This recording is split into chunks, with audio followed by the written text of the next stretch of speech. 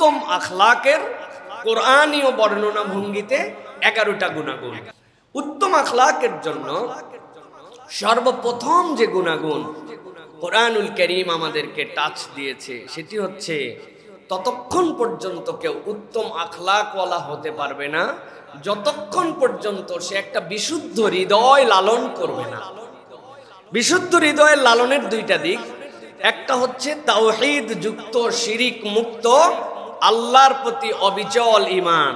এটা হচ্ছে বিশুদ্ধ হৃদয়ের প্রাথমিক শর্ত। মানুষটা খুবই ভালো, এত মন পরিষ্কার, এত সুন্দর তার মনের অবস্থা, কিন্তু ঈমান নাই। আল্লাহ রাব্বুল আলামিনের কাছে এইটা হচ্ছে তলাবিহীন ঝুড়ির মতো, এইটার মধ্যে কিছুই আটকাবে না। এই জন্য বিশুদ্ধ হৃদয়ের প্রথম পাঠ হচ্ছে তাওহীদ যুক্ত শিরিক মুক্ত আল্লাহর প্রতি অবিচল আস্থাযুক্ত একটা ঈমান। এটা হচ্ছে বিশুদ্ধতার প্রথম পরিচয়। আর বিশুদ্ধতার দ্বিতীয় পরিচয় হচ্ছে তার অন্তরটা হিংসা, বিদ্বেষ, পরনিন্দা, চগলখড়ি, আল্লাহদ্রোহিতা, মুনাফিক এইগুলা মুক্ত। আল্লাহ রাব্বুল আলামিন দুইয়ের সমন্বয়ে আল্লাহ বলছেন উত্তম আখলাকের প্রথম গুণাগুণের নাম বিশুদ্ধ হৃদয়। বলেন কি? আল্লাহ রাব্বুল আলামিন সূরা হাশরের ভিতরে বর্ণনা করছেন বান্দাদের ঈমান আনার পরে অন্তরের অবস্থানটা তার কোন পর্যায়ে গেলে তার অন্তরটা বিশুদ্ধ হবে, এর জন্য তাকে কিভাবে প্র্যাকটিস করতে হবে। কোরআন এবং আমাদের সুন্নাহ কেবলমাত্র মানুষকে ইন্ডিকেশন দিয়ে শেষ করে দেয় নাই, কেবলমাত্র তার জন্য মেডিসিন বলে দিয়ে শেষ করে নাই, বরং এই মেডিসিনটা কিভাবে গ্রহণ করবে, কেমনে এটার দ্বারা সে বেনিফিটেড হবে, আল্লাহ রাব্বুল আলামিন এই পদ্ধতিও বাতলায় দিয়েছেন।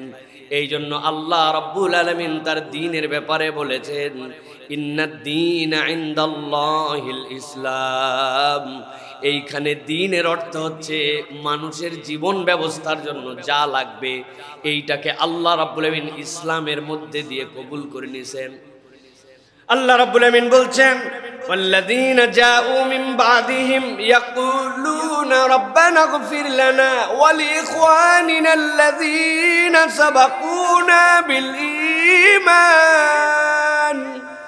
আল্লাহ বলছেন ও দুনিয়ার মানুষ, তোমাদের জন্য প্রাইমারি ডোজ, প্রাথমিকভাবে তোমার অন্তরের অবস্থা কি এই বিশুদ্ধতা অর্জনের জন্য তোমার জন্য দায়িত্ব দেওয়া হলো ওয়াল্লাযীনা জাউ মিন বাদিহিম, তাদের পরে বিগত হয়ে যাওয়ার পরে নতুন যে ব্যাচ দুনিয়ার মধ্যে আসবে, একের পর এক দল চলে গেছে দুনিয়ার থেকে, নতুন দল আবার সামনে আসে। হায়াত এক দলের ফুরাইয়া মৃত্যুর পথযাত্রী, আরেক দল দুনিয়ার মধ্যে মৃত্যুর জন্য অপেক্ষমান। ঢেউয়ের পরে ঢেউ যেরকম আসে তোমাদের মধ্যে যারা আসবে, আল্লাহ বলছেন তাদের 1 নম্বর চরিত্রটা হবে ইয়াকুলুন, তারা বলবে রব্বানা, ও আমাদের রব, ইগফির লানা, আপনি ক্ষমা করে দেন, লিইখওয়ানিনাল্লাযীনা সাবাকুনা বিল ঈমান, ঈমানের উপরে যারা বিগত হয়ে গেছে। আল্লাহ আমাদের কোনো বক্তব্য নাই, যদি ঈমানের উপরে চলে যেতে পারে আপনার কাছে একমাত্র ফরিয়াদ হচ্ছে আল্লাহ তাদেরকে আপনি মাফ করে দেন। সুবহানাল্লাহ। আল্লাহ রাব্বুল আলামিন বলছেন কেবল এইটুকুই নয়, দুনিয়ায় চলাফেরার সময় একজনের সাথে আরেকজনের হিংসা হয়তো করতো না, কিন্তু গিল তাদের মধ্যে আসতো। গিল মানে কি? একসাথে দুইটা ছেলে, উমুকের সন্তান আর তুমুকের সন্তান একসাথেই পড়ালেখা শুরু করলো, একজন বড় আলেম হয়ে গেল, একজন মধ্যপথে যেয়ে ঝরে পড়লো, দুইজনই বিদেশে যাওয়ার আবেদন করলো, একজন বিদেশে চলে গেছে আর একজন যেতে পারে নাই, দুইজনই একসাথে ছোট থেকে বড় হলো, একজনের জমি জমা 10 বিঘা হয়ে গেছে, আরেকজন এখন পর্যন্ত মানুষের জমিতে কাজ করে খায়, এতে তার হিংসা নাই, কিন্তু অন্তরের মধ্যে একটু জ্বালা পড়া আছে। আল্লাহ বলছেন ওইটার নাম হচ্ছে গিল। যখন কোনো বান্দারা জান্নাতের মধ্যে প্রবেশ করবে, আল্লাহ বলছেন জান্নাতে ঢোকার সাথে সাথে আল্লাহ রাব্বুল আলামিন 3টা নিয়ামত দিয়ে তার অন্তরকে বিধৌত করে দিবেন। এর মধ্যে মানুষ কামনা করুক না করুক, ইচ্ছায় অনিচ্ছায় তার অন্তরের মধ্যে অনেক সময় গিল চলে আসতো, বিদ্বেষ চলে আসতো।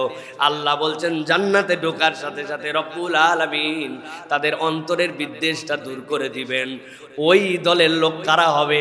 আল্লাহ বলছেন যারা দুনিয়াতেও ফরিয়াদ করে, আল্লাহ আমার অনিচ্ছায় এরকম অনেক ভাইয়ের প্রতি আমার তো দিলের মধ্যে বিরূপ মনোভাব তৈরি হয়ে গিয়েছিল, আমি রব্বুল আমিন আপনার কাছে ফরিয়াদ করছি, ওয়ালা তাজআল ফি কুলুবিনা গিল্লাল লিল্লাযীনা আমানু রাব্বানা ইন্নাকা রাউফুর রহিম। আয় রব্বুল আলামিন, আপনি হচ্ছেন রউফ, আপনি হচ্ছেন রহিম।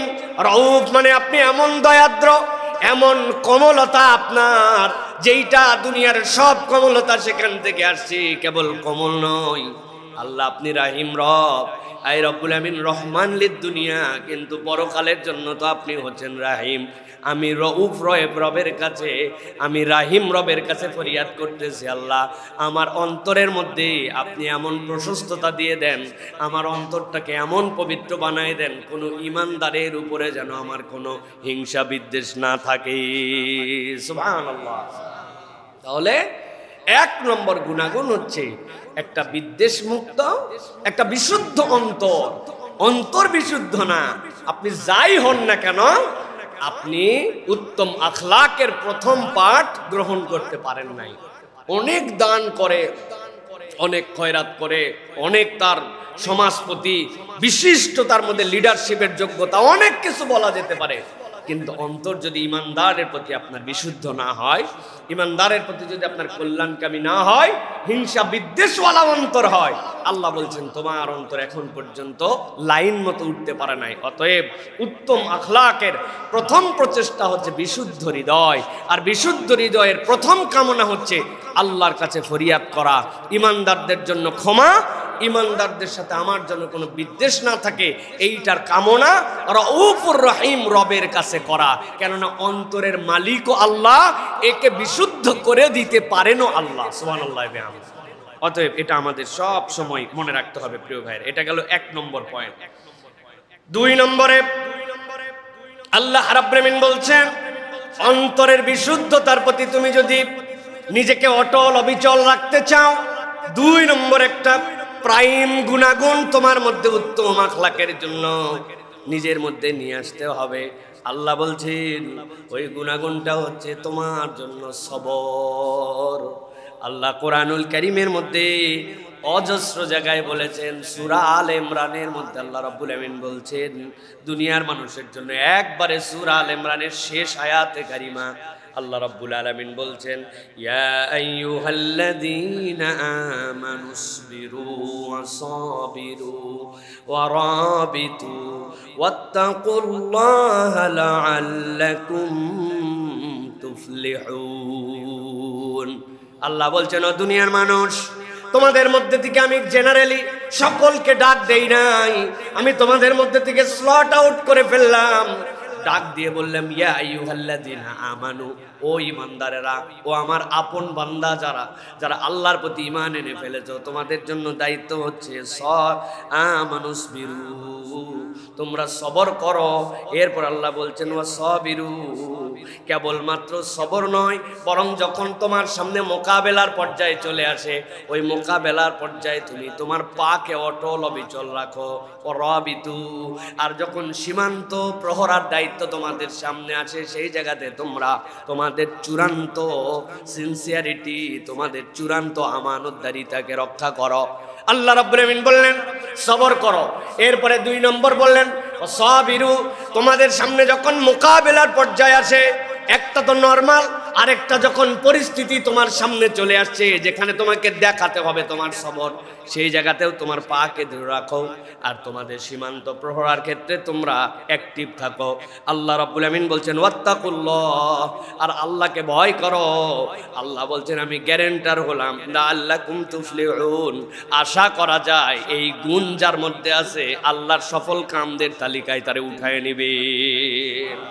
সুবহানাল্লাহি বিহামদিহি। প্রিয় ভাইরা, ইমাম ইবনুল কাইয়িম রাহিমাহুল্লাহ আল জওয়াবুল কাফির মধ্যে বর্ণনা করেছেন আল্লাহ রাব্বুল আলামিন যে ইসবিরু ওয়া সাবিরু ওয়া রাবিতু বললেন, এটা লেয়ার কি, কোন পর্যায়গুলোতে আমরা এইটা করব। তিনি তিনটা ভাগে এটাকে ভাগ করেছেন। এর এক নম্বর তিনি বলেছেন সবর আলা তাআত। সবর আলা তাআত এটা হচ্ছে এক নম্বর স্তর। সবর আলা তাআত মানে আল্লাহ আপনাকে যে সকল নির্দেশনা দিয়েছেন ওই নির্দেশনা পালনের ক্ষেত্রে আপনি সবর করেন। এই ক্ষেত্রে আপনি কোনো রকম ডান বামে তাকান না। আল্লাহ বলছেন বাস আমি এটা করার চেষ্টা করি। দুই নম্বর সবর আনিল মাসি, আল্লাহ রাব্বুল আমিন যে সকল নিষেধাজ্ঞা আপনার পরে দিয়েছেন, মিথ্যা বলো না, সুদ খেও না, ধোকা দিও না, বাজে দিকে যেও না, গীবত গিল্লা করো না, আল্লাহ যা নিষেধ করেছেন আল্লাহর এই নিষেধাজ্ঞা থেকে নিজেকে প্রত্যাহার করে নেওয়া, এটা হচ্ছে দুই নম্বর লেয়ার। আর তিন নম্বরে সবর আলাল মাসায়েব। আমাদের দুনিয়াতে যত বিপদ আসে, দুঃখ কষ্ট ক্লেশ পরীক্ষা নানান কিছু আসে, এইগুলার থেকেও নিজেকে এর উপরে সবরে অটল অবিচল রাখা। বান্দা যখন এই তিনটা লেয়ার বুঝে ফেলে তখন সে প্রকৃত সবরকারী হয়ে যায়। আর একবার যখন কেউ সবরকারী হয় আল্লাহ রাব্বুল আলামিন বলছেন সে হচ্ছে উত্তম আখলাকের সবচেয়ে বড় পালকটা তার গায়ের মধ্যে জড়ায় নিছে। সুবহানাল্লাহ। অতএব বলা সহজ, সবর করতেছি বলা সহজ, কিন্তু এই তিন লেয়ার বুঝে চলা অনেক কঠিন। হ্যাঁ, আমরা বলি অসুস্থতায় সবর করি অনেক সময়, কিন্তু পর্দাপুশিতার সবর ঠিক রাখতে পারি না। আমরা অনেক সময় অর্থনৈতিক দৈন্যতার সবরকে আমরা অনেক সময় মেনে নিতে পারি, কিন্তু আল্লাহর হারাম অর্থনীতি গ্রহণ না করার ক্ষেত্রে যে নির্দেশনা সেই জায়গার মধ্যে আমরা থাকি না। অনেক সময় সালাতের সবর নিয়ে ফেলি, দোকান বন্ধ করে দেয়, নামাজের বিরতি লেখা থাকে না ভাই, নামাজের বিরতি। নামাজের বিরতিতে সালাতে চলে আসছে, কিন্তু বিড়ি সিগারেটের বিক্রি করা বন্ধ করতে পারে নাই। চিন্তা করছে এইটা না থাকলে তো কাস্টমার অন্য কিছু নিতে আসবে না। হারাম অন্যায় জিনিস বিক্রি করা, দুই নম্বর জিনিসকে এক নম্বর বলে বলা, এই বিক্রি করা বন্ধ করতে পারে নাই, কিন্তু নামাজের বিরতি দেয় দোকানে, যে এই সময় বেচা কিনা হয় না। তাহলে আপনাকে সবরের লেয়ার বাই লেয়ার প্রত্যেকটা জায়গা বুঝে নিতে হবে। এটা হচ্ছে আমাদের জন্য দুই নম্বর বিষয়। প্রিয় ভাইরা, এই জন্য আমাদেরকে খুব খেয়াল রাখতে হবে যে আমরা যেন সবরের এই লেয়ারটা আমাদের জীবনে বুঝে নিতে পারি। তিন নম্বরে আল্লাহ রাব্বুল আমিন বলছেন উত্তম আখলাকের জন্য তিন নম্বর বিষয় যেটা, সেটা হচ্ছে বিশ্বস্ততা। একটা মানুষ ঠিক কতদূর মানুষ, এই মানুষের মানদণ্ড হয় তার বিশ্বস্ততার মানদণ্ড দিয়া। আমার কথা নয়, আল্লাহ রাব্বুল আমিন কোরআনুল কারীমের মধ্যে বিস্তারিত বর্ণনা করেছেন। সূরা নিসা ৫৮ নম্বর আয়াতের মধ্যে আল্লাহ এর একটা হিংস দিয়েছেন, একটা টাচ দিয়েছেন। আল্লাহ রাব্বুল আমিন বলছেন ইন্নাল্লাহা ইয়া'মুরুকুম আন তুআদ্দুল আমানাতি ইলা আহলিহা وَإِذَا حَكَمْتُمْ بَيْنَ النَّاسِ أَن تَحْكُمُوا بِالْعَدْلِ إِنَّ اللَّهَ نِعِمَّا يَعِظُكُم بِهِ إِنَّ اللَّهَ كَانَ سَمِيعًا بَصِيرًا। আল্লাহ রাব্বুল আমিন বলছেন আল্লাহ তোমাদের জন্য ফরজ করে দিলেন, আল্লাহ রাব্বুল আমিন তোমাদের জন্য দায়িত্ব দিয়ে দিলেন ইয়ামুরুকুম আন তুআদ্দুল আমানাতি ইলা আহলিহা। আমানতটা তার যে আহাল, তার যে আমানতের হকদার, তার কাছে তুমি তার আমানতটা পৌঁছায় দিবা। আর যখন তোমার সামনে কোনো বিচার ফায়সালা করার সুযোগ আসবে, আল্লাহ বলছেন আদালতের সাথে বিশ্বস্ততার সাথে বিচার করো। দলীয় লোকের জন্য এক বিচার, আর পছন্দ না হলে আরেক বিচার। এরকম বিচার আমাদের দেশে আছে না? না, যেই ছেলেকে পছন্দ হয় তার জন্য জমির ভাগ একরকম, আর যেই মেয়ে আপনার মনে হয়েছে না দিলেও চলে ঠকানোর ক্ষেত্রে তার জন্য একরকম। আবার উনি হাজী সাহেব আছে না নাই? বাপ মরার আগে বলে গেছিল তুই বড় ছেলে, বাবারে আমি জমি জমা বন্টন করে যেতে পারলাম না, বোনদের মধ্যে ইনসাফ মতো বন্টন করে দে। এমন ইনসাফের বন্টন করছে, নালের জমি সব বোনের আর ভিটার জমি উনার। আবার বলছে বিয়ে শাদীর সময় খরচ করছি তোর জন্য, এত বেশি বললে হবে না, বাপের ভিটার জমি নিলে সংসারে বরকত হয় না। ভিটার জমি নিলে বরকত হয় না বলে উনি ভিটার উপরে থাকে। কেমন ব্যাককল বেআনসাফ! এইটা হাসির কথা নয়। বাংলাদেশে যদি কেউ আল্লাহর কাছে যাওয়ার পরে ফাঁসে যায়, তাহলে ফাঁসার আসামিদের দুইটা শ্রেণীর সবার আগে ফাঁসবে। একটা হচ্ছে জমি জমার বন্টনে বেআইনসাফি, আর দুই নম্বর বান্দার হক নষ্ট করার গুনাহ। কথা বলেন। আল্লাহ রাব্বুল আলামিন নবীজি সাল্লাল্লাহু আলাইহি সাল্লামকে দিয়ে উদাহরণ দিয়েছেন। আল্লাহ নবী সাল্লাল্লাহু আলাইহি সাল্লাম এমন বিশ্বস্ততার সাথে, এমন আমানতের চূড়ান্ত পরাকাষ্ঠা দুনিয়ার মানুষের কাছে উদাহরণ সেট করে গেছেন। দুনিয়ার মানুষ কখনো এটা কল্পনাই করতে পারে না। রাসূল সাল্লাল্লাহু আলাইহি ওয়াসাল্লাম একদিন খানায় কাবার চত্বরে বসে আছেন। এমনিই তো কাফের মুশরিকরা তার প্রতি নানান ধরনের অত্যাচার করে, কিন্তু আল্লাহ নবী তো জন্ম থেকেই কাবা দেখে দেখে বড় হয়েছেন। উসমান বিন তালহা, তার কাছে খানায় কাবার চাবি থাকতো। আল্লাহ নবীর একদিন মন চাইলো খানায় কাবার ভিতরে একটু ঢুকে আল্লাহর ইবাদত করি। উসমান বিন তালহার কাছে আল্লাহ নবী বললেন, ওসমান, বংশ পরম্পরায় তো তোমার কাছে খানার চাবি, একটু চাবিটা খুলে দাও না ভাই, আমি একটু খানায় কাবার মধ্যে একটুখানি ইবাদত করব। ওসমান বিন তালহা এমন ভাবে আল্লাহ নবীর সাথে দুর্ব্যবহার করলো আর বলল, তোমার মতো লোক যে খানায় কাবার বাইরে ইবাদত করে তাই তো বেশি, আবার ভিতরে ঢুকতে চাও কোন সাহসে?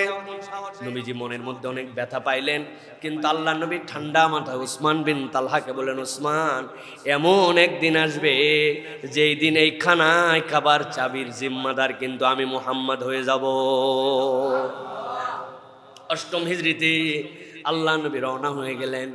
এরপরে আল্লাহ নবী সাল্লাল্লাহু আলাইহি ওয়াসাল্লাম যখন মক্কা বিজয়ের জন্য আসবেন, মারওয়ার পেছন দিকের অঞ্চল দিয়ে গাজ্জা দিয়ে আল্লাহ নবী যখন ঢুকতে শুরু করলেন, আল্লাহ নবী সাল্লাল্লাহু আলাইহি ওয়াসাল্লাম খানায় কাবায় আক্রমণ করার আগে, ভিতরে ঢোকার আগে বিরাট করে আল্লাহ নবীর সৈন্যকে বিশ্লেষণ করলেন, নির্দেশ দিয়ে দিলেন, চুলা বানাবা বেশি করে, বাথরুম বানাবা কম করে। 2 জনে এক চুলা, 3 জনে এক চুলা, কিন্তু 15 জনে এক বাথরুম। সাহাবায়ে কেরাম প্রথমে বুঝেন নাই ঘটনা কি, কিন্তু আল্লাহ নবী সাল্লাল্লাহু আলাইহি ওয়াসাল্লামের কৌশল এইটা ছিল। আগুন যখন জ্বলতে শুরু করলো, 10,000 লোক, কিন্তু আগুন জ্বলছে 10,000 লোকের জন্য 3,000 চুলা। আগুন 3,000 যখন জ্বলছে, পাহাড় পর্বত শুধু আগুন আর আগুন। আর নবীজি বললেন, বাথরুম কম করে বানাবা। বাথরুম কম করে বানানো মানে মানুষজনের শৌচ কাজের তো প্রয়োজন হবে, যেখানে রান্না করতেছে সেই জায়গায় তো আর বাথরুম করতে পারবে না, একটু দূরে দূরে যে বাথরুম করতে হবে। আরবের লোক আল্লাহ নবী জানতেন যে মক্কার লোকজন খবর নেওয়ার জন্য পাঠাবে যে মুহাম্মদ সাল্লাল্লাহু আলাইহি ওয়াসাল্লাম যে খানায় কাবাতে আসছে, মক্কার বিরুদ্ধে ফাইনাল লড়াই করার জন্য আসছে। লোক কতজন, রাত্রেবেলা তো লোক গুনতে পারবো না। মক্কার আবু সুফিয়ান, অন্যান্য পণ্ডিতরা তাদের চর যারা আছে তাদেরকে দিয়ে পাঠালো, যায় দেখো তো চুলা কতগুলা, তাহলে আন্দাজ পাওয়া যাবে 10, 15, 20 জন, 50 জনে এক চুলা জ্বলবে খাবে। তাহলে যদি 50টা চুলা হয়, 50 জনে এক চুলা হয়, তাহলে কত লোক হবে হিসাব তো একটা অনুমানে বের করা যাবে। আর বাথরুম কতগুলা সেটাও হিসাব করো। ওরা যায় বলল, সুবহানাল্লাহ, লোক গোনা তো দূরের কথা, আগুন আর আগুন। আগুন তো বুঝলাম, বাথরুমের অবস্থা কি? বলে পুরা উপত্যকা শুধু পায়খানা আর পায়খানা। লোক গুনবো কেমনে? আল্লাহ নবী সাল্লাল্লাহু আলাইহি ওয়াসাল্লামের এই কৌশল যারা দেখতে গিয়েছিল এই রাত্রে, তার মধ্যে উসমান বিন তালহাও ছিল। তখনও ঈমান আনেন নাই। উসমান বিন তালহা বুঝে ফেললেন ঘটনা একটা আগামীকালকে ঘটে যাবে। ওরা চিন্তা করলো, যুদ্ধ করে করে যদি আমরা মরে যাই, তার থেকে আত্মসমর্পণ করে ফেলো। ঘটনা সংক্ষেপ, আত্মসমর্পণ করলো। আল্লাহ নবী সাল্লাল্লাহু আলাইহি ওয়াসাল্লাম মক্কা বিজয় করলেন। সবাইকে আল্লাহ নবী ক্ষমা করে দিলেন, 11 জন লোক ছাড়া। আল্লাহ নবী বলেন, এদের কোনো ক্ষমা নাই। তার জন্য আল্লাহ রাব্বুল আলামিনের পক্ষ থেকে ওহী ছিল। এই উন্মুক্ত ক্ষমার মধ্যে ওসমান বিন তালহাও পড়ে গেছেন, কিন্তু আল্লাহ নবী খবর নিয়ে পাঠালেন, চাবিটা তার কাছ থেকে নিয়ে আসো। ওসমান বিন তালহার কাছ থেকে যখন চাবি নিয়ে আসা হলো, আল্লাহ নবী সাল্লাল্লাহু আলাইহি ওয়াসাল্লামের সাহাবায়ে কেরামের মধ্যে আবু বকর রাদিয়াল্লাহু তাআলা আনহু, হযরতে ওমর ফারুক, ওসমান রাদিয়াল্লাহু তাআলা সবার চোখ চকচক করে উঠলো। কেননা তারা জানতেন মক্কার সম্মানিত মানুষদের সম্মান বাড়ে 2টা জিনিস দিয়া। এর 1 নম্বর হচ্ছে কারা কারা হাজীদেরকে পানি খাওয়ায় আর কার কাছে খানায় খাবার চাবি থাকে। সূরা কুরাইশের তাফসীর করে দেখবেন, আল্লাহ রাব্বুল আমিন বলছেন, তোমাদেরকে যে আমি নিরাপত্তা দান করেছি, রিহলাতাশ শীতাই ওয়াস সাইফ, তোমরা যে গ্রীষ্মে এবং তোমরা যে বসন্তের মধ্যে তুমি ইয়ামেনে আর তুরস্কে, তোমরা যে ইয়ামেনে আর সিরিয়ার মধ্যে ব্যবসা করতে যাও, ব্যবসায়ী সকল কাফেলার প্রতি আক্রমণ করত মানুষ, তাদের সম্পদ কেড়ে নিয়ে চলে যেত। কিন্তু জিজ্ঞাসা যখন করতো কোথা থেকে আসছো, বলে আমরা মক্কা থেকে আসছি। তোমরাই কি তারা নাকি যারা হাজিদেরকে পানি খাওয়া? বলে হ্যাঁ, আমরাই কুরাইশ, আমরাই সারা দুনিয়ার হাজিদেরকে পানি খাওয়াই। দুনিয়ার সব কাফেলা লুট করত, কিন্তু খানায় কাবার হাজিদেরকে সম্মান করার কারণে, পানি খাওয়ার কারণে কুরাইশদের কাফেলায় কেউ হাত দিত না। ওসমান বিন তালহার থেকে চাবি নেওয়া হলো। আল্লাহ নবী সাল্লাল্লাহু আলাইহি সাল্লাম এরপরে খানায় কাবার মধ্যে ঢুকলেন, খানায় কাবার মূর্তিগুলাকে অপসারণ করলেন, আল্লাহর কাছে দীর্ঘ এক সিজদায় পড়ে গেলেন, আল্লাহর কাছে এমনভাবে কৃতজ্ঞতা আদায় করলেন। আল্লাহ নবী যখন বের হয়ে আসলেন, আসার পরে সব সাহাবাই কেরামের মধ্যে সিনিয়র সাহাবী যারা, বড় সাহাবী যারা, তারা আশা করে আছেন এই চাবি আল্লাহ নবী কাকে জানি দিয়ে দিবেন। আল্লাহ নবী খোঁজ লাগালেন, ওসমান বিন তালহা কই? তার বংশের লোকেরা কয় ডাক দাও তো। ওসমান বিন তালহা আল্লাহ নবীর সামনে এসে কাজু মাজু হয়ে বসে আছেন। যেই নবীকে কেবলমাত্র কাবার মধ্যে ঢুকতেই দেয় না এরকম নয়, ঢুকতে চাওয়ার কারণে তার সাথে দুর্ব্যবহার করেছিল, আজকে চাবিওয়ালা আর যেই ব্যক্তি অপমান করছে তার সামনে খবর আছে, খবর আছে, আজকে আমি মালিক, তুমি গোলাম। ওসমান বিন তালহাকে জিজ্ঞাসা করেছেন কি ব্যবহার আশা করো? বলছে আপনি তো করিম ইবনে করিম, আপনি সম্মানিত পিতার সম্মানিত সন্তান, আপনার কাছ থেকে সম্মানিত আচরণ ছাড়া তো আমি কিছুই প্রত্যাশা করি না। আল্লাহ নবী সাল্লাল্লাহু আলাইহি ওয়াসাল্লাম সাথে সাথে ওসমান বিন তালহাকে ডেকে বললেন, এই চাবির জিম্মাদার তুমি ছিলে, কিয়ামত পর্যন্ত তোমার বংশের কাছে এই চাবির জিম্মাদারি দিয়ে দিলাম। আল্লাহ রাব্বুল আলামিন আয়াতে কারিমা অবতীর্ণ করেছেন, ইন্নাল্লাহা ইয়া'মুরুকুম আন তু'আদ্দুল আমানাতি ইলা আহলিহা ওয়া ইযা হাকামতুম বাইনান নাসি আন তাহকুমু বিল আদল ইন্নাল্লাহা নি'ম্মা ইয়া'যুকুম বিহি ইন্নাল্লাহা কানা সামিআন বাসীরা। আল্লাহ বলছেন তুমি যা করো আল্লাহ সবগুলি দেখেন, অনন্তকাল থেকে দেখছেন, অনন্তকাল পর্যন্ত দেখবেন। সুতরাং আল্লাহর চোখের সামনে যা করো বান্দারা হিসাব করে করো, মনে করো না পর্দার আড়ালে আল্লাহ দেখে না। তবে মুসলিম বাজার সহ ঢাকার কতকগুলা দোকান রমজান মাসে যখন কালো পর্দা দিয়ে খাওয়ায়, আল্লাহ ভিতরের খবরটা শুধু রাখে না, তাই না? আছে না আপনাদের? আছে তো না? খবরদার। এই জন্য প্রিয় ভাইয়েরা, সামিআন বাসীরা, নিজেদেরকে সব সময় বিশ্বস্ত একজন মানুষ, তবে আমি বিশ্বস্ত মানুষ, মানুষ জানবে যে এই লোকের কাছ থেকে কখনো আমানতের খেয়ানত হয় না। হাদিস আল্লাহ নবী বলছেন, যার আমানত নাই তার ঈমান নাই, যার আমানত নাই তার ঈমান নাই। আল্লাহ রাসূল সাল্লাল্লাহু আলাইহি ওয়াসাল্লাম এত সাংঘাতিক দাপটের কথা বলেছেন। তাহলে উত্তম আখলাকের 3 নম্বর গুণাগুণের নাম কি? বিশ্বস্ততা। কি নাম? বিশ্বস্ততা। 4 নম্বরে উত্তম আখলাকের জন্য আল্লাহ রাব্বুল আলামিন উম্মতের জন্য সিলেক্ট করেছেন, তোমার মধ্যে ক্ষমার গুণ থাকা লাগবে। উত্তম আখলাকওয়ালা যদি তুমি হতে চাও, ক্ষমার গুণ লাগবে। ক্ষমা ছাড়া কেউ উত্তম আখলাকের মালিক হতে পারে না। আল্লাহ সূরা মায়েদার মধ্যে এ বিষয়ে প্রাথমিক নির্দেশনা দিয়েছেন। 13 নম্বর আয়াতে কারিমার মধ্যে আল্লাহ বলছেন, ফাবিমা নাকদিহিম মিসাকাহুম লা'আন্নাহুম ওয়া জা'আলনা কুলুবাহুম কাসিয়া ইউহাররিফুনাল কালিমা আম মাওয়াদিহি ওয়া নাসু হাযযাম মিম্মা যুক্কিরু ولا تزال تطلع على خائنة منهم إلا قليلا منهم فاعف عنهم واصفح إن الله يحب المحسنين। আল্লাহ রাব্বুল আলামিন বলছেন, এই দুনিয়াতে যারা যারা ধ্বংস হয়ে গেছে, ওই ধ্বংসপ্রাপ্তদের মধ্যে অন্যতম কারণ ছিল তারা অঙ্গীকার ভঙ্গ করত, ওয়াদা যা করত ওয়াদা রাখতো না। আর যারা ওয়াদা রাখতো না আল্লাহ রাব্বুল আলামিন সাথে সাথে তাদেরকে লানত করতেন, অভিসম্পাত করতেন। আওয়াজ দিয়ে বলি, যেই আল্লাহ তখন তাদের জন্য ওয়াদা ভঙ্গ করতে লানত করতেন, ওই আল্লাহ কি এখনো আছেন না নাই? এখনো অঙ্গীকার ভঙ্গকারী আছে না নাই? আপনি একটু ঠান্ডা মাথায় আমার কথাটা দূর পর্যন্ত ভেবে দেখেন। যুদ্ধ করতে করতে যখন দেখে আমাদের পা হড়কায় গেছে, আমাদের যখন বিপদ, আবার নতুন করে অস্ত্র গোলা বারুদ মজুত করা লাগবে, তখন বলে এখন আমরা যুদ্ধবিরতি চাই। আবার যেই না পজিশন ঠিক হয়ে যায় আবার মুসলমানকে মারে। এই জাত তখনও ছিল, এখনো আছে না না? খুব ভালো করে খেয়াল করেন।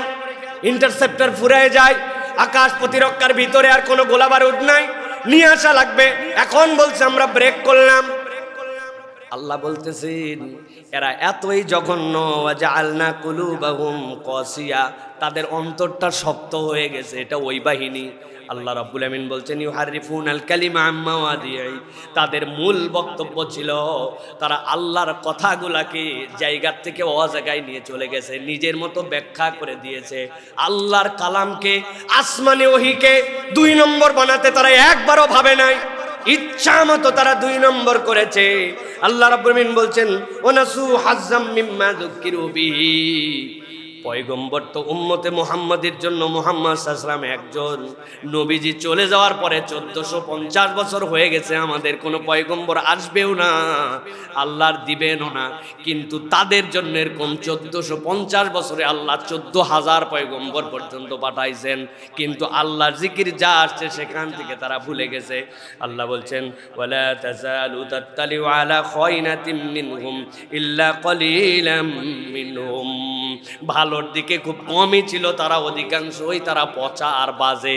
তবে আল্লাহ বলছেন ইমানদারদের জন্য এত কিছু করার পরেও, এত 2 নম্বর, এত বেঈমানি, এত বিশ্বাসঘাতকতা, এত ধরনের আল্লাহর সাথে আল্লাহদ্রোহিতা করার পরেও আল্লাহ ডাক দিয়ে বলছেন উম্মতে মুহাম্মাদি, তোমাদের একটা অনন্য বৈশিষ্ট্য আমি তোমাদের জন্য সিলেক্ট করে দিলাম, ফাআফু আনহুম ওয়াসফা, তাদেরকে তোমরা ক্ষমা করো আর তাদেরকে তোমরা অ্যাভয়েড করো। দেখলাম না আল্লাহ তাদের বিচার আল্লাহর সাথে করুক, আমি তাদেরকে ক্ষমা করে দিলাম। আল্লাহ বলছেন কেউ যদি এই কাজটা করতে পারে, কত বড় গাদ্দার, কত বড় 2 নম্বর, কত বড় হারামিপনা করলো, কত বড় আল্লাহ রাব্বুল আলামিনের কালামের সাথে তারা 2 নম্বরই করলো। আল্লাহ বলছেন রব্বুল আলামিন সব দেখে নেবেন, কিন্তু সুযোগ যদি তোমার থাকেই আল্লাহ বলছেন তুমি ক্ষমা করো আর তাদেরকে অ্যাভয়েড করো, ওভারলুক করো, ওদের সাথে সম্পর্ক রেখো না।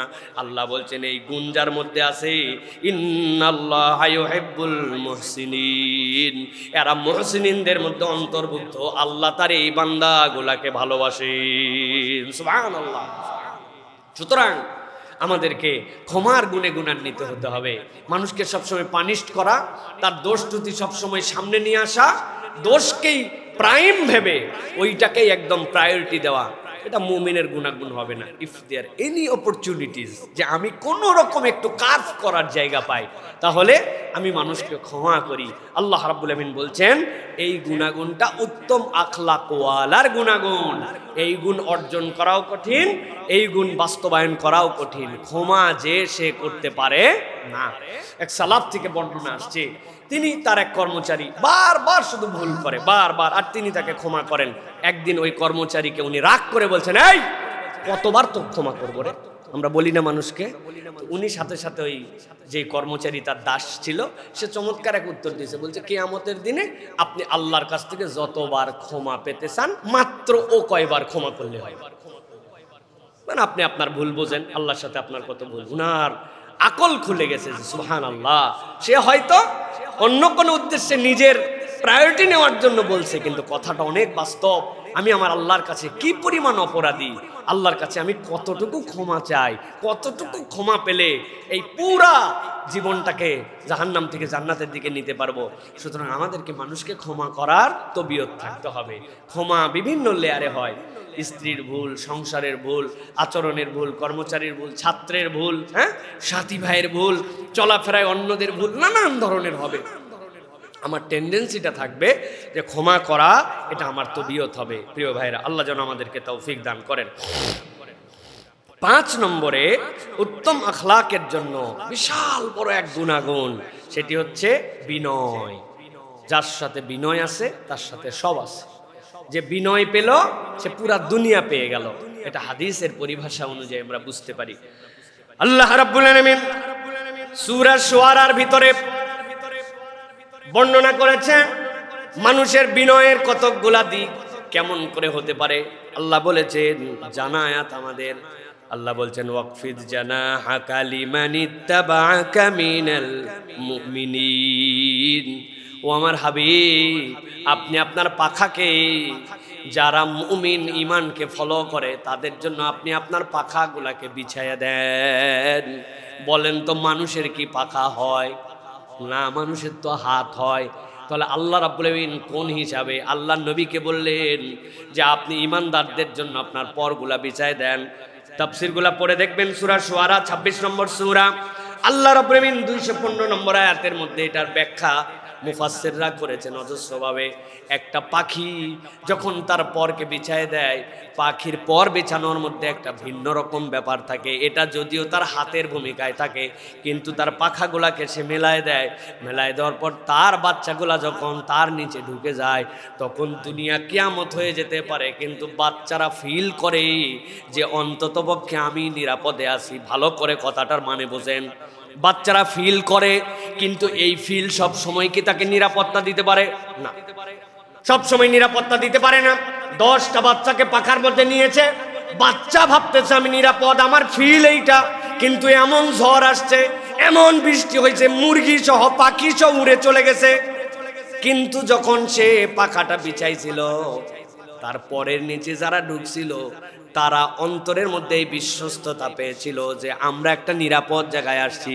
আল্লাহ রাব্বুল আলামিন বলছেন, ঈমানদারের চরিত্রটা বিনয়ের দিক দিয়ে এমন হবে, কোন মানুষ তার কাছে গেলে এইটুকু নিরাপত্তা যেন অনুভব করতে পারে, এই লোক আমার কোনো উপকার করতে হয়তো পারবে না, কিন্তু এই ঈমানদারের দ্বারা আমার কোনো ক্ষতি হবে না। সুবহানাল্লাহ। অথচ এখন একজনের কথা আরেকজনের কাছে বলতে সাহস পায় না। এই কথা বলে দিলে যদি ঝামেলায় পড়ে যায়, টাকা পয়সা রাখা তো অনেক দূরের বিষয়।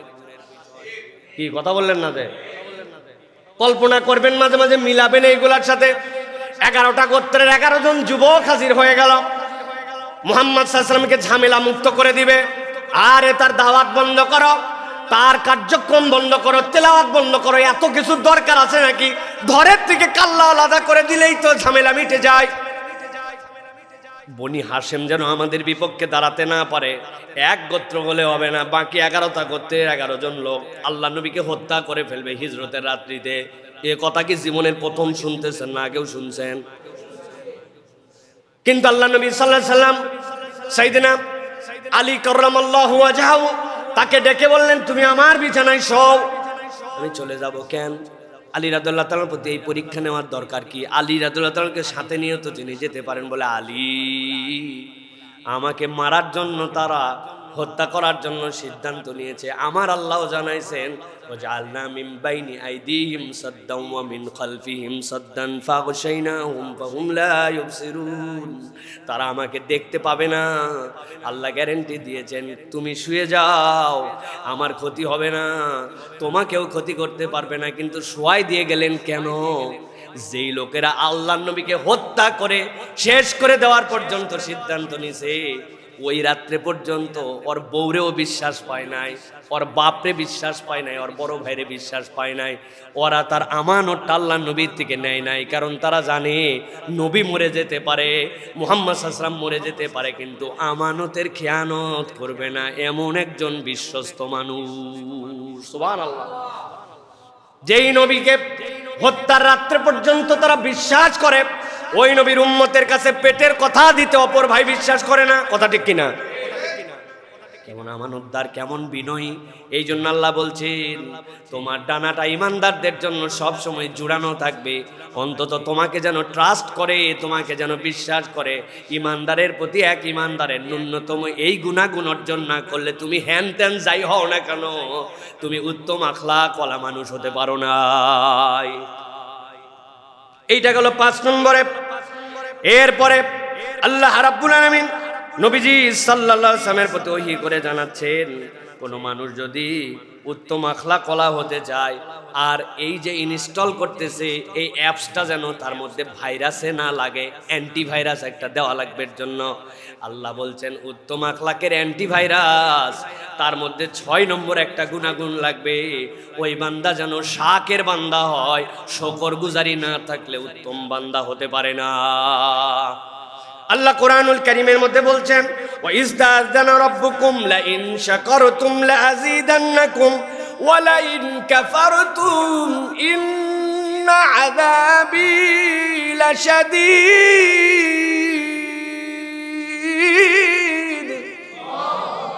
অনেকবার আমি ব্যাখ্যা করেছি, এই আয়াতে কারিমা উম্মতে মুহাম্মাদীর নয়, এই আয়াতে কারিমা সূরা ইব্রাহিমের 7 নম্বর আয়াত। আরো একবার তাফসীর দেখে নেবেন আপনারা। আল্লাহ রাব্বুল আলামিন মূলত মূসা আলাইহিস সালামের কওমের জন্য অবতীর্ণ করেছিলেন আয়াতে কারিমা।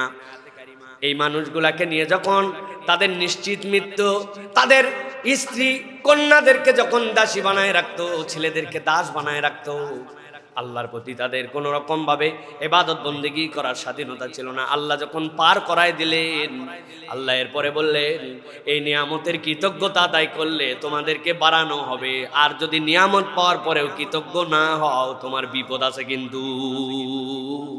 এই জন্য প্রত্যেক ইমানদারের জন্য দায়িত্ব হচ্ছে আল্লাহ রাব্বুল আলামিনের প্রতি শুকরগুজার হওয়া। মাল্লাম ইয়াশকুরিন নাস লাম ইয়াশকুরিল্লাহ।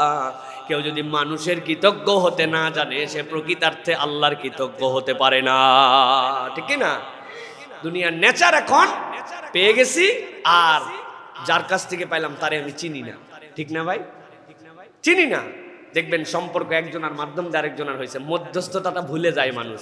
ঘোড়া ডিঙ্গায়া ঘাস খায় নাকি বলে জানি, আমাদের দেশে এটা কথা আছে না? হ্যাঁ, এই আমাদের তবিয়ত হয়ে গেছে এখন। চিনি না, কাউরে চিনি না। যার দ্বারা এলেম পালাম, যে আমারে চিনালো, যে আমার উপকার করলো, যে একটু কল্যাণ করলো, তার জন্য যে কৃতজ্ঞতা বোধ, এটা আমাদের নাই। নবী করিম সাল্লাল্লাহু আলাইহি ওয়াসাল্লাম এটা দেখাইছেন। ইহুদি এসে আল্লাহ নবীর চাদর টান দিল, আল্লাহ নবীর শরীর মোবারক ঘুরে গেল, ঘাড় ছিলে গেল। ওমর রাদিয়াল্লাহু তাআলা বুক দপদপায় উঠলো, তলোয়ার দিয়ে এক কোপে ধর থেকে কল্লা আলাদা করে দিল। বেয়াদব, মুহাম্মদ সাল্লাল্লাহু আলাইহি ওয়াসাল্লামের সাথে তুমি এত বড় বেয়াদবি করছো কি জন্য? ওই আজকে শুক্রবার, আগামী শুক্রবারে তুমি আমার থেকে ধার নিছিলে, ওই ধারটা ফেরত দেওয়ার ডেট আগামী শুক্রবারে, এটা রিমাইন্ডার দেওয়ার জন্য আসছে। চিন্তা করছেন কি হিসাবে বেয়াদব? আগামী শুক্রবার ধার রিমাইন্ডার দেওয়ার জন্য নবীজির সাথে খারাপ ব্যবহার করছে। ওমর রাদিয়াল্লাহু তাআলা মাথা ঠিক থাকে? আল্লাহ নবী বললেন, থামো ওমর, আমার যদি উপকারই করতে চাও তাহলে যে ঋণটা তার আমার আছে ওইটা পূরণ করে দেওয়ার জন্য হেল্প করো। গরম করো না, ওকে গরম মারো না, রাইটস আছে। সুবহানাল্লাহ। এই আখলাক তো আমরা আসলে গ্রহণ করতে পারবো না, কিন্তু এর মধ্যে অনেকগুলি পার্ট আছে, অনেকগুলি শিক্ষা আছে। এর মধ্যে একটা শিক্ষা, আল্লাহ নবী সাল্লাল্লাহু আলাইহি সাল্লাম যার কাছে অল্প একটু উপকার গ্রহণ করেছেন তার প্রতি কৃতজ্ঞতা ছিল আল্লাহ নবী সাল্লাল্লাহু আলাইহি সাল্লামের। যদিও সেই ইহুদি আল্লাহ নবীর পরীক্ষা নিতে আসছিল, সে পূর্ববর্তী কিতাবে পড়ে দেখছে সকল নবীর ধৈর্য যা হবে, শেষ নবীর ধৈর্য তার চেয়ে বেশি হবে। আগামী শুক্রবারের দেনা দিবে কি না দিবে পরে, এর জন্য চাদর টান দিয়ে একজনের গলা হেঁচড়ায় ফেলছে, সেই লোক ঘুরে তার দিকে হেসে দিছে। সে আল্লাহ নবী সাল্লাল্লাহু আলাইহি ওয়াসাল্লামের কাছে পড়ে গেছে মাথা নিচু করে দিয়ে, যে আপনি সত্য নবী, আপনি আমাকে কালেমা পড়ায় দেন। সুবহানাল্লাহ। প্রিয় ভাইরা, সুতরাং শুকরিয়া এটা আমাদের জন্য খুব বেশি জরুরি। প্রিয় ভাইরা, 7 নম্বরে যেটা আমাদের জন্য দরকার সেটা হচ্ছে আল্লাহ রাব্বুল আলামিনকে নিরেট ভয় করা। যার অন্তরে ভয় নাই সে উত্তম বৈশিষ্ট্যের মানুষ হতে পারে না। আল্লাহ রাব্বুল আলামিনের ভয়ের ব্যাপারে অনেকগুলো আয়াতে কারিমা আসছে। সূরা তাওবার মধ্যে ডিফারেন্ট কিছু কথা আল্লাহ রাব্বুল আলামিন বলেছেন। সূরা তাওবা 13 নম্বর আয়াতের মধ্যে আল্লাহ রাব্বুল আলামিন বলেছেন, আলা তুকাতিলুনা কওমান নাকাসু আইমানাহুম ওয়া হাম্মু বিইখরাজির রাসূল ওয়া হুম বাদাউকুম আউওয়ালা মাররাহ। আল্লাহ বলতেছেন, তোমরা কি তাদেরকে চেনো যারা আল্লাহ রাসূল সাল্লাল্লাহু আলাইহি ওয়াসাল্লামকে এই পুণ্যভূমি থেকে বের করে দেওয়ার জন্য প্ররোচনা দিয়েছিল, যারা এই পুণ্যভূমির থেকে তোমাদেরকে প্রথম দেশান্তরী করার জন্য ষড়যন্ত্র করেছিল? আল্লাহ রাব্বুল আলামিন বলছেন, তোমরা কি তাদের সাথে যুদ্ধ করতে ভয় পাচ্ছ? তোমরা কি তাদের মোকাবেলা করবে না যারা অন্যায় করে তোমাদের সাথে তোমাদের এই পুণ্যভূমির থেকে বের করে দেওয়ার জন্য প্ররোচনা করলো, যারা নিজেরা ভঙ্গ করছে তাদের অঙ্গীকারগুলি? আল্লাহ রাব্বুল আলামিন এরপরে বলছেন দুনিয়ার মানুষের জন্য, আতাখশাউনাহুম, তোমরা কি তাদেরকে ভয় করো? হ্যাঁ, তুমি কি মনে করো তাদের কি শক্তি আছে? তাদের হামবড়াই, এই দাপট, এগুলোর মধ্যে কিচ্ছু নাই।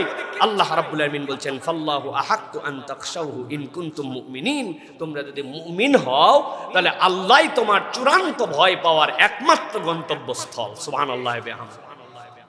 এটা দুনিয়ার বুকে ন্যূনতম ঈমানওয়ালারাও প্রমাণ করে দেখায় দিছে। এই দুনিয়াতে নজির আছে প্রিয় ভাইরা, যে আসলে তাদের রাগ ঢাক, তাদের গাল গল্প, তাদের গরম অনেক বেশি হয়, কিন্তু ইমানদার যদি আল্লাহকে ভয় করে একবার যদি সত্যের পক্ষে দাঁড়ায় যায়, কোনো শক্তি নাই ইমানদারদেরকে এই শক্তির মোকাবেলা করবে। দুনিয়ার কোনো শক্তির বিপক্ষে এখনো সৃষ্টি হয় নাই। এটা আল্লাহ রাব্বুল আলামিনের প্রতিশ্রুতি। কিন্তু আমরা আল্লাহকে ভয় করার মতো ভয়ও করতে পারি না, এই জন্য আমাদের এই পরিণতি। অতএব ভয় যদি করতে হয়, তাকওয়া যদি অর্জন করতে হয়, তাহলে উত্তম আখলাকের সপ্তম বৈশিষ্ট্য আল্লাহকে ভয় করতে হবে। পারবো তো ইনশাআল্লাহ? চেষ্টা করতে হবে, শুরু করতে হবে। আল্লাহ রাব্বুল আলামিনের প্রতি তাওয়াক্কুল করে যারা আল্লাহ আল্লাহ রাসূলের বিপক্ষে উস্কানি দেয়, তাদের বিপক্ষে আপনাকে বলিষ্ঠ কণ্ঠস্বর নিয়ে দাঁড়ায় যেতে হবে। আমরা দেখতেছি ইসলামপন্থীদের জন্য দুনিয়া সংকুচিত হয়ে যাচ্ছে। অমুক দেশে যায়, তমুক দেশে যায়, তাদের ভিসা বাতিল করে, নানান কিছু করে।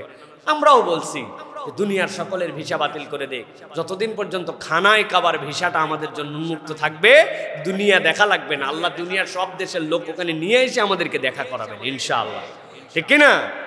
অতএব আমাদের দুনিয়া আল্লাহর দুনিয়া, এই দুনিয়া কেউ কার জন্য বন্ধ করে? আল্লাহ যেন আমাদেরকে এই বুঝার তৌফিক দান করেন। আল্লাহ রাব্বুল আলামিন এরপরে বলছেন উত্তম আখলাকের জন্য অষ্টম বৈশিষ্ট্য। আল্লাহ রাব্বুল আলামিন বলছেন তোমার মধ্যে একটা ন্যায় নিষ্ঠা লাগবে। তুমি সেলফ একজন ন্যায়নিষ্ঠ মানুষ। অপরের সামনে গেলে তুমি ন্যায়নিষ্ঠতা দেখাও, লোকের সামনে গেলে তোমার মধ্যে তোমার আচরণ পরিবর্তন করে ফেলো। কিন্তু আল্লাহ বলছেন তোমার মধ্যে একটা ন্যায়নিষ্ঠতা লাগবে। ইমাম ইবনুল কাইয়ুম রাহিমাহুল্লাহ অনন্য একটা উদাহরণ দিয়েছেন দুনিয়ার মানুষের জন্য। দুনিয়ার মানুষ অনেক সময় বিনয়ী হয় কি দেখে? বাহ্যিকতা দেখে। অমুক ওস্তাদের সামনে গেছে আমি বিনয়ী মানুষ, অমুক লিডারের সামনে গেছি, অমুক বড় পাওয়ারফুল লোকের সামনে গেছি, মানুষ তখন ঝুঁকে যায়, মানুষ তখন বিনয়ী হয়। কিন্তু ইমাম ইবনুল কাইয়ুম বলছেন প্রকৃত বিনয় তো এইটা নয়। প্রকৃত বিনয় হচ্ছে তোমার বাহিরে অনেক সময় তুমি ম্যানার হয়তো বুঝো নাই, এটিকেট হয়তো বুঝো নাই, কিন্তু তোমার অন্তর বিনয়ী। তোমার অন্তর যদি আল্লাহর জন্য ঝুঁকে যায়, ওইটাই হচ্ছে প্রকৃত বিনয়। নচেত এইটা লোক দেখানো হয়ে যাবে, ঠিক কিনা? অনেক সময় দেখবেন আপনি বাপরে বিনয়ী সামনে, কিন্তু পেছনের নেচার খারাপ। তার মানে অন্তর ঝুঁকে নাই, ঝুঁকছে তার বাহির। এই জন্য আমি তালেবে এলেমদের জন্য বিশেষ করে এটা বলবো, প্রিয় ভাইরা, প্রিয় আমার উপস্থিতি, অন্তরটাকে বিনয়ী করতে হবে ভাই। বাহিরের বিনয়ের লাভ নাই। বাহিরে অনেক সময় মানুষ বলবে আয় রে কেমনে খাইতে হয় জানে না, হ্যাঁ কেমনে, আসলেও আমি হয়তো জানি না, এটা আমার ল্যাক অফ নলেজ, হ্যাঁ আমার জ্ঞানের কমতি এই জায়গায় আছে। কিন্তু আমার অন্তরটা কতটুকু বিনয়ী, আমার অন্তরটা আল্লাহর জন্য ঝুঁকে গেছে কিনা, অন্তরটা আদবওয়ালা কিনা, অন্তরটা আল্লাহর জন্য নিবেদিত কিনা, আল্লাহ এটা দেখতে চান। এই জন্য আল্লাহ রাব্বুল আমিন বলছেন যে হে রাসূল আপনি জানাই দেন, সূরা হুদের মধ্যে আল্লাহ রাব্বুল আমিন বলেছেন 112 নম্বর আয়াত থেকে আল্লাহ বলতে শুরু করছেন ন্যায় নিষ্ঠতা উত্তম আখলাকের জন্য অন্যতম গুরুত্বপূর্ণ এলিমেন্টস। আল্লাহ রাব্বুল আমিন বলছেন ফাস্তাকিম কামা উমিরতা ওয়ামান তাবা মাআকা ওয়ালা তাতগাউ ইন্নাহু বিমা তা'মালুনা বাসীর। ও আমার রাসূল আপনি এর উপর অটল অবিচল থাকেন। আর আপনার সাথে কতকগুলা মানুষ আছে যারা তওবা করে আপনার সাথে যোগদান করেছে, ওরাও কিন্তু সত্যের উপরে অটল অবিচল। আল্লাহ বলছেন আপনার এই ন্যায়নিষ্ঠতা, এই অটল অবিচলতা, আল্লাহ বলছেন বিমা তা'মালুনা বাসীর, তারা যা কিছু করে সব বিষয়ের সম্মুখ জ্ঞান আল্লাহর কাছে আছে। সুবহানাল্লাহ। অতএব ন্যায়নিষ্ঠতা এইটা অন্তর থেকে আসতে হবে, এবং এটার উপরে একা থাকলে চলবে না, দল পার্টি দেখতে হবে। দল পার্টি মানে কি? যারা যারা ভালোর পক্ষে আছে তাদের সকলকে ভালোর দিকে নিতে হবে। আমরা যখন হাদিস পড়তাম, আমাদের বিভিন্ন ওস্তাদ আমাদেরকে বিভিন্নভাবে হাদিসগুলাকে দিয়ে অনেক সময় নানান ধরনের আমাদের টিউটোরিয়াল ইনকোর্স করাইছেন। এর মধ্যে যতটুকু মনে পড়ে, আমাদের এক ওস্তাদ ছিলেন professor doctor Sekendar Ali sir. উনি পাকিস্তানের ইসলামী বিশ্ববিদ্যালয়ে ছিলেন, জামিউল ইমাম থেকে পড়ালেখা করে গেছিলেন, হাদিসের উপরে বিশাল মাহের মানুষ ছিলেন। আবুল ফাতা আবুল কুদ্দার ছাত্র, তার ছাত্র উনি, তার ছাত্র আমরা। এই হিসাবে স্যার আমাদেরকে মানে মনে পড়লো এখন যে এই যে একটা হাদিস আছে না, যে তোমাদের মধ্যে থেকে কেউ যদি কোনো খারাপ কিছু দেখো, মান রাআ মিনকুম মুনকারান ফালিয়াতাগাইয়িরহু বিয়াদিহি, তাহলে তোমার প্রথম দায়িত্ব হবে হাত দিয়ে প্রতিহত করা, এরপরে মুখ দিয়ে প্রতিহত করা, এরপরে অন্তর দিয়ে ঘৃণা করা। স্যার আমাদেরকে এটার ক্ষেত্রে বলছিলেন যে অন্তর দিয়ে যে ঘৃণা আমি অপছন্দ করলাম, অপছন্দ করে থেকে গেলাম না, এই হাদিসের উপরের একটা সিকুয়েল আছে, নিচের একটা সিকুয়েল আছে। কিরকম? পারি নাই হাত দিয়ে প্রতিহত করতে। ভালো করে বোঝেন কথা, ভার কথা কিন্তু সহজ করে বলতেছে। পারি নাই মুখ দিয়ে প্রতিবাদ করতে, করলে ঝামেলা বেঁধে যাবে, কিন্তু অন্তর দিয়ে ঘৃণা করি, পারবো কি পারবো না? নাকি অন্তর ফেরে নিয়ে কেউ দেখবে যে অন্তরের মধ্যে কি আছে? দেখবে না, কিন্তু অন্তর দিয়ে ঘৃণা করে থেমে যাব? বললেন না না না, এই কাজটা যে অপছন্দনীয়, অন্তর দিয়ে আমি ঘৃণা করি, আর কে করে? শুক্র ভাই করে, আর কে করে? উনি করে, আর কে করে? উনি করে।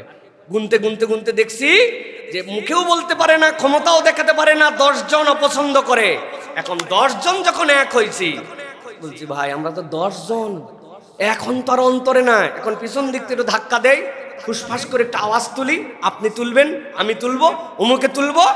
এই 10 জন মিলে তখন শক্তি অর্জন করছে ঘৃণাকারীরা, মুখে বলার মতো শক্তি। যখন মুখে বলা 100 জন লোক পাইছে, তখন তারা আবার প্রতিহত করতে গেছে। সুতরাং হাদিসটা উপর থেকেও আছে, নিচ থেকেও আছে। আল্লাহ নবীর প্রত্যেকটা কথার ভার এবং ধার এরকম, সুবহানাল্লাহ। সুতরাং প্রিয় ভাইরা, এই জন্য আল্লাহ বলছেন যে যারা আপনার অনুসরণ করে তাদের সাথে নিয়ে আপনি সত্য নিষ্ঠার উপরে থাকেন, একা না। নিশ্চয়ই একা এই দ্বীনের পক্ষে লোক থাকবেন, আল্লাহ এই দ্বীনের পক্ষে অনেক লোককে রাখবেন, কিন্তু তাদেরকে খুঁজে নিয়ে আমাদেরকে একত্রিত হয়ে চলতে হবে। এইটা কি? এইটা হচ্ছে উত্তম আখলাকের অংশ। সুবহানাল্লাহ বলেন। 9 নম্বরে আল্লাহ রাব্বুল আমিন বলছে তোমার মধ্যে একটা দয়াদ্রতা লাগবে, হৃদয়ের মধ্যে যেরকম বিনয় লাগবে, হৃদয়ের মধ্যে এরকম দয়াদ্র মানসিকতাও লাগবে। আল্লাহ রাব্বুল আমিন বলছেন কোরআনুল কারীমের মধ্যে জানায়াত আপনাদের, ওয়াকফিদ লাহুমা জানাহাযুল্লি মিনার রাহমা ওয়া কুর রাব্বিরহামহুমা কামা রাব্বায়ানি সগীরা। আল্লাহ বলছেন তোমাদের প্রতি একটা দয়া লাগবে, তোমাদের হৃদয়ের প্রতি। বাপ মা যেরকম তোমাদের প্রতি দয়া করছেন, যেই সময় তিনি কাঁথা পরিষ্কার করে না দিলে তোমাকে আর কেউ পরিষ্কার করানো ছিল না, তোমার শক্ত কিছু খাওয়ার যোগ্যতা ছিল না, তার দুধই ছিল তোমার একমাত্র ভরসা। দুনিয়ার সবাই ঘুমায় গেছিল, কিন্তু উনি ঘুমায় যায় নাই।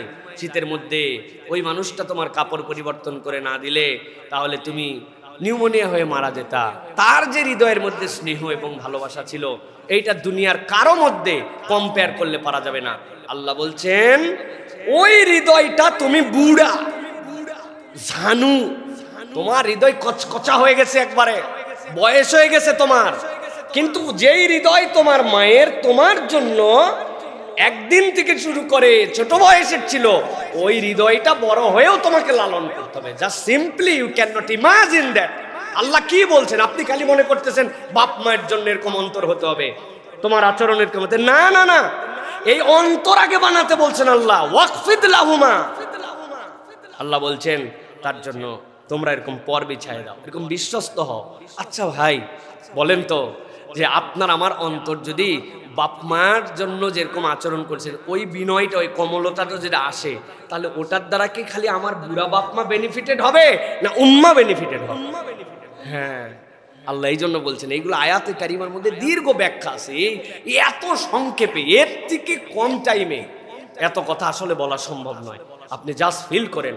আমাদের এই আয়াতে কারিমার তাফসীর পড়াইছেন আমাদেরকে প্রফেসর ডক্টর কারামত আলী, আবু তোরাব মোহাম্মদ কারামত আলী। আমার মনে আছে আমার ওস্তাদের কথা, উনি মদিনা বিশ্ববিদ্যালয়ের ছাত্র ছিলেন, কালো একজন মানুষ, এত কালো, আহারে। উনি আফ্রিকানরা তাকে মনে করতো উনি আফ্রিকান, এরকম মানুষ। মা মারা যাওয়ার 1 মাস পরে তার কাছে চিঠি গেছে, তখন চিঠির যুগ ছিল, যে ওনার মা মারা গেছে। এই স্যার এই তাফসীর পড়াইছেন আমাদেরকে পুরাপুরি 3 দিন।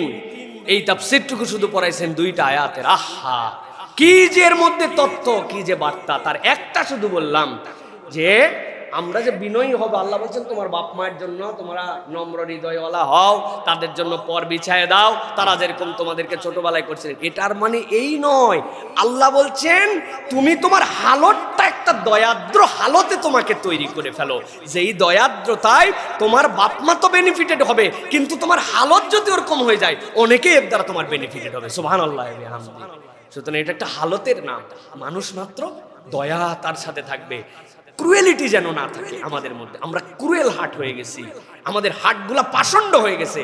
হার্ট যদি পাষণ্ড না হয়, একটা কুকুরকে কখনো জলজান্ত সকলের সামনে ঠ্যাং দুটা ভেঙে দিয়ে তাকে কি কুমির দিয়ে খাওয়াতে পারে?